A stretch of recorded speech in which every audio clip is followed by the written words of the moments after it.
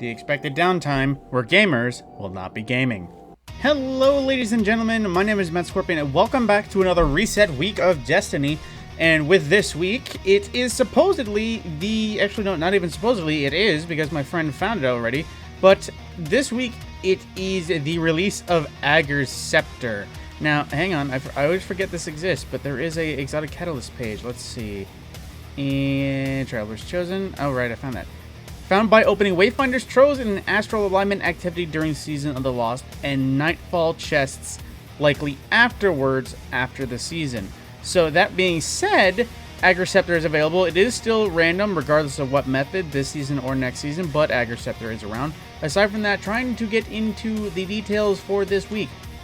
Now, for our reset, we have Devil's Lair for the Nightfall, still no Grandmasters available, but the weekly weapons I already saw were Shadow Price and Comedian. That being said, moving forward, over to the Legends tab, we have, let's see, I forget which one it is this week. We have, oh, wrong area. Ensemble's Refrain. So that is Atheon Challenge, where basically you just have to have each person individually kill each oracle when it shows up in a wave of three. 3 people get teleported in. During each wave, only 1 person breaks each thing. Now, in addition, moving to Vault of Glass as well.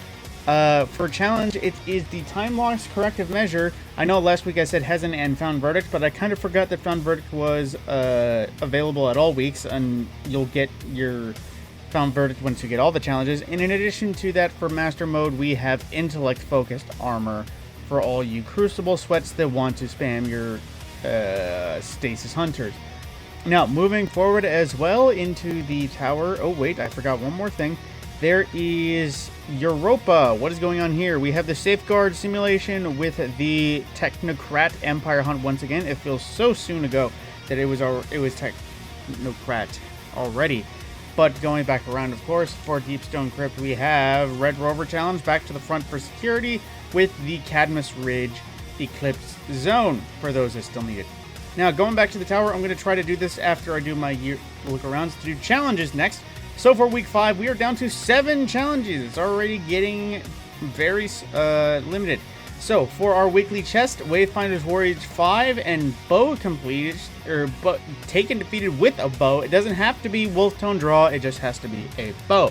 Now for our next Deceiving Appearances, use Agriceptor to carve a path through illusionary barriers in the Shattered Realm and claim the treasures they conceal. Additionally, align beacons in the Shattered Realm.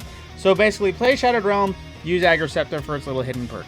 Now, as well as Ascendant Ballast 2, you need to go out and find 45 total Patrol Ascendant Anchors. Any priors, you would have progress, as well as Shattered Realm Ascendant Anchors. Now, those, I believe, were all 3 that give you Wayfinder's Compass calibration levels. Now, for Stellar Aim, let's see. Defeat combatants with hand cannons and stasis damage. Combatants defeated in the Astral Alignment grant activity bonus. Now, those who don't know, there is a stasis hand cannon, so that can work hand in hand. Now, for Zone Controller, capture zones in any Crucible match. That can be done, I assume, during Iron Banner as well as other places, so that one can be done pretty easily anywhere. Now, for Astral Calibration, that is acquire Ascendancy, the seasonal completion weapon. Basically, just play one of the 3 core playlists. Eventually, you'll get it from just playing. But yeah, there you go. As well as strike as Zeebo Wrath's minions, taking bosses and scorn bosses and strikes. So it'll be a Hollowed Lair, Lake of Shadows, pretty much anything that has a Scorn or a Taken boss. Then again, now that I think of it, there's only 1 Scorn boss in Strikes, and that is the Fanatic in, like I said, the Hollowed Lair. But aside from that, that is all of that. Now to check what Banshee and Ada have for the lists. Now, Banshee, let's see, we have the Ikelos, or the 7th Seraph Carbine, which this is actually a very handy auto rifle. I like this one a lot. I would definitely recommend. Actually, I would recommend all 3 of these first weapons firsthand. I've used these extensively. If you find a roll coming about that has a very good feel to it, I would recommend picking up any 3 of these. Although the rolls at present are not the greatest, but if you still want one, go for it. Now, as well, Nature of the Beast, this is a vertical frame hand cannon with quick draw and Vorpal. This could be your Crucible roll. It's hard to say. This one hasn't really had a good place in Destiny since. Now, of course, Falling Guillotine, if you don't have one, I might say this is a good one. Whirlwind Blade is definitely one you'll want for a Falling Guillotine. Energy Transfer is definitely not. But if you need a falling guillotine, one's there as well. For some reason, another adaptive frame grenade launcher. They might as well just stop putting grenade launchers in here. None of the ones they have available are honestly great. And that being said, it is time to visit Ada downstairs for our armor. Okay, so we have the Mimetic Savior set for Titans. Now let's see, 51 roll, Spike and Discipline, 55 with 18 and 11 on Recovery Strength. The Mark, which is nothing, ooh, a 25, 17 Spike on Recovery for your helmet, and let's see, ooh, and a 60 bomb for boots. So Titans actually finally have a not so bad arrangement of perks and stats for these. Now, like I said before, this is definitely one that I would just say, if you don't have Spectrum armor and you're looking for something, I'd recommend visiting Ada and just maybe finding a piece of armor that is high spiked in the ways you want. And with that being said, time to check out the characters. And for Warlocks, we have Thorium Holt gear, let's see, 49, so that's all around, but honestly not great regardless. 50 with higher strength and mobility, that's not great for a Warlock either though. Now for, let's see, helmet, 54 roll, and 52. So for once, the Warlock set is not one to pay attention to this week, and to check the Hunter.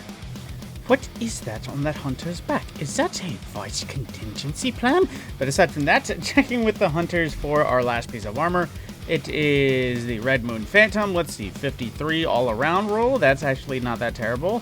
53 spiked mobility strength, not terrible as well. Mark 56 with the discipline intellect with higher mobility resilience. That's not that too terrible either. And 49 with a high spike recovery discipline. So I definitely think Titans got the best set looking out in the long term. But aside from my armor biases, just because of stats, that is everything for the reset. I actually double checking this. Yes, that should be everything. I'll be covering Wayfinder's Voyage once again after this, just because this goes first. I don't want to spoil anything for myself. And aside from that, my name is Matt Scorpion, and thank you very much for watching.